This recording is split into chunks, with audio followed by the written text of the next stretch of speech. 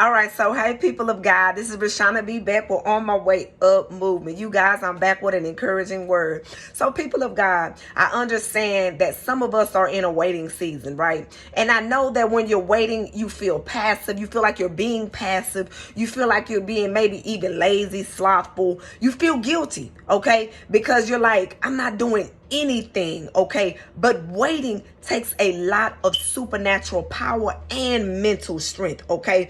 Because you're trusting God for something. You have to wait patiently for God to do it. You have to fight those thoughts off that tell you that, okay, that's not going to happen. It's not going to pan out. What if this? What if that? Okay? You got to battle with the mental. You got to battle with the spiritual attack, the fear, okay? The anxiety, the stress, the worry, okay? And so waiting, it takes a lot to wait, okay? And God does not want you to wait any kind of way. He wants you to wait patiently, which means wait expectantly, but at peace, okay? He wants you to wait confidently, okay? Psalm 27:14, the Bible says, wait upon the Lord, do not be dismayed.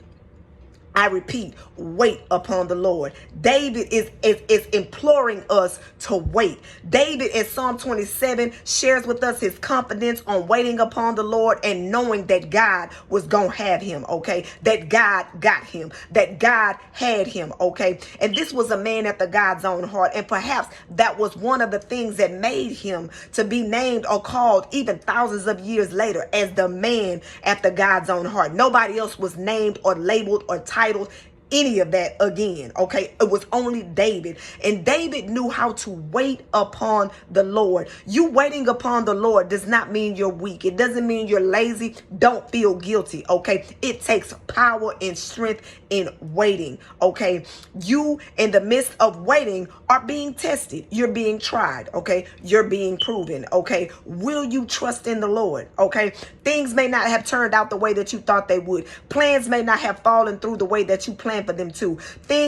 T's may not have be, crossed, I's may not be dotted. And so therefore you're in this waiting phase and you're waiting miserably. And I get it. No judgment here. Waiting misery, stress, worry, things of that nature. Wait in peace, okay? Be encouraged. God values your waiting just as he would if you were being diligent and working physically, putting your hand into the situation. People of God, let your conscience be clear on your waiting season. You've planted the seeds, okay? You did the work. You've been diligent. You've done the sowing. Okay, now you wait for the harvest, people of God. The harvest is near. Okay, it is okay for you to wait in peace. People might be looking at you and like, man, how she just cool with that? Why she not tripping? Girl, if I was you, I'd be. No, you are a child of God. They are them and you are you. God has seen your work.